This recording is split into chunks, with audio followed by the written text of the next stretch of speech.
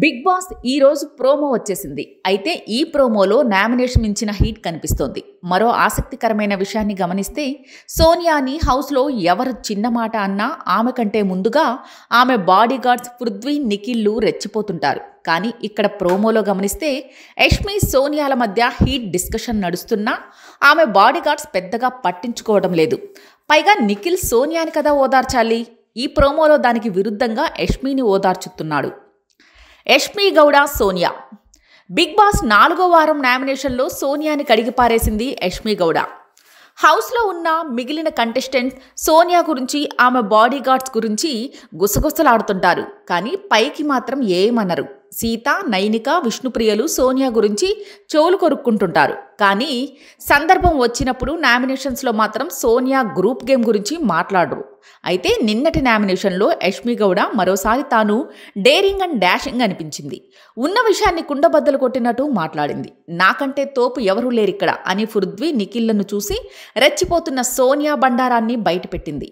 నీకంత సీన్ లేదు, నువ్వు వాళ్ళిద్దరినీ ముందు పెట్టుకుని గేమ్ ఆడటం తప్పితే ఒంటరిగా ఆడటం చేత కాదు, కబుర్లు చెప్పడం తప్పితే అని ఇచ్చిపడేసింది యష్మి.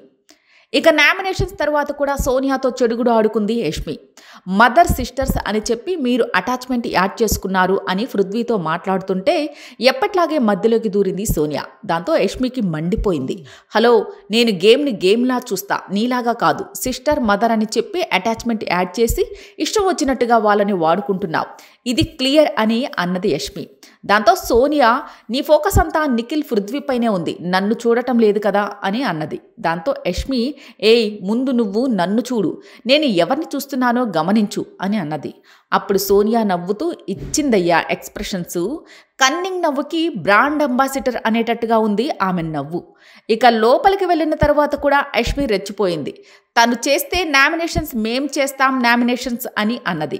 ఆ తర్వాత ట్యాప్ ఓపెన్ చేసింది. ప్రతిసారి నన్ను తప్పుగా అర్థం చేసుకుంటుంది, ఇష్టం వచ్చినట్టు నోటుకొచ్చినట్టు మాట్లాడుతుంది అని ఏడ్చేసింది Yashmi.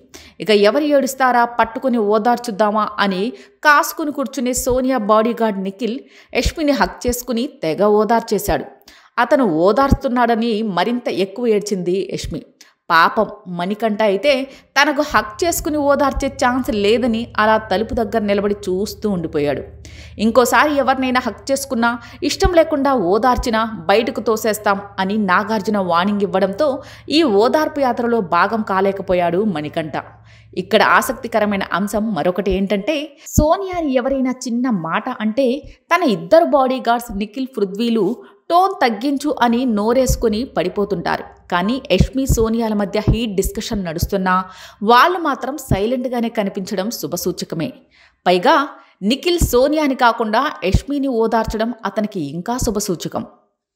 For more updates, please subscribe to Vibrant.